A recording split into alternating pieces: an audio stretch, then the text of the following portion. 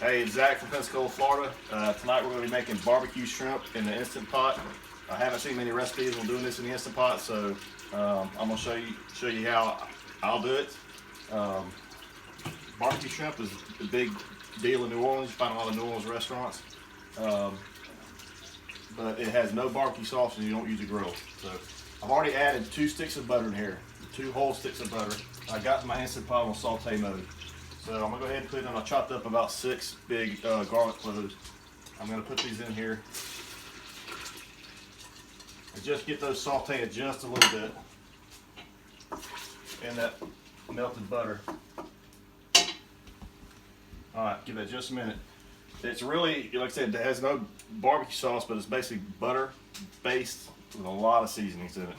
I'll explain the seasons I use in just a minute.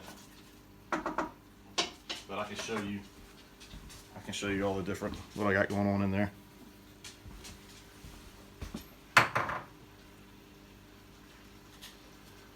Alright, I'm gonna go ahead and put my seasonings in there.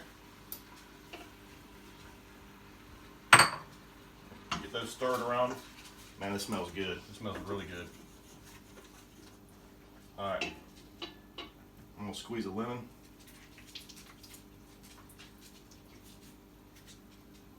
Put that in there. Alright. You can either use, a lot of people, you can either use white wine, put in this. I've got a half a cup of white wine. A lot of people there use a beet of beer. So there's a couple different variances, but I'm using half a cup of white wine going in there. Almost knocked that over. But one thing's the same. Everybody uses Worcestershire sauce. So I'm using a 1/4 cup of Worcestershire sauce.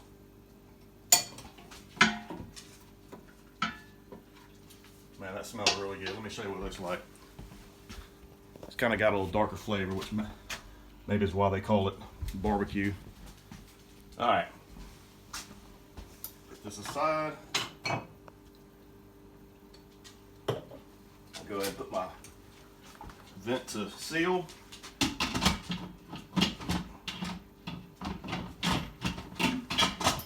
Alright, cancel the saute function, put it on manual, and I'm only going to put it on for 2 minutes. Like I said, I'm just trying to get all this stuff combined together. Alright, so 2 minutes. Now I'll go to the seasonings with you. Again, it's basically butter based with a lot of different seasonings. Use a Cajun seasoning. You know, I like to use Slap Your Mama, so I used a whole tablespoon of Slap Your Mama. I use a teaspoon of ground thyme. I use a teaspoon of smoked paprika, a teaspoon each of oregano and basil, and just a little bit of cayenne pepper, because you know that'll make it hot. So I use just a little bit of cayenne. So that's going to go in there. If you notice, I didn't put the shrimp in there. There's a reason I didn't put the shrimp in there, and I'll explain that to you when I do put the shrimp in there. So right now it's going to pressurize, and we'll be back. All right, we're back. It cooked for 2 minutes, and then I did a quick release on the pressure. And then what I did was I turned it back to saute mode to heat it up and get a quick stir. Now I didn't put the shrimp in there to begin with because shrimp are real delicate. We cook a lot of shrimp down here. They're real delicate. They cook real fast, real easy, and I just, in the pressure cooker, to me, it just, you know, it doesn't do them justice. So just for the purpose of this video and making this, I went out and got some about a ½ pound of shrimp. These are shell on. I usually do head on when I make this recipe, but the fish market by my house didn't have head on. So if you can't find head on shrimp, at least try to get shell on shrimp. All right. So I put it on saute mode, and it's already starting to heat back up. All right, I'm gonna turn this off. Right there. Now I'll put the shrimp in there.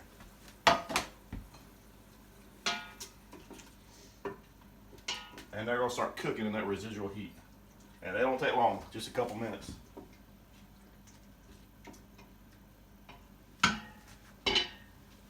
right, they're gonna start turning pink here in just a minute.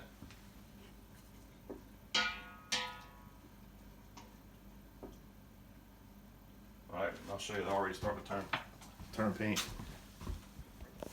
Now once they start turning pink, they're done.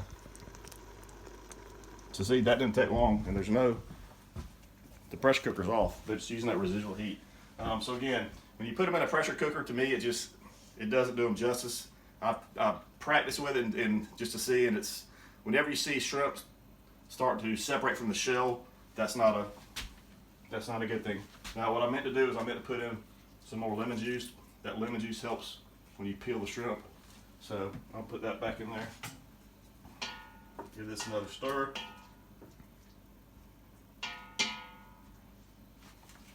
All right, and I'll post a picture of the final product on the, in the comments. All right, we'll see y'all next time.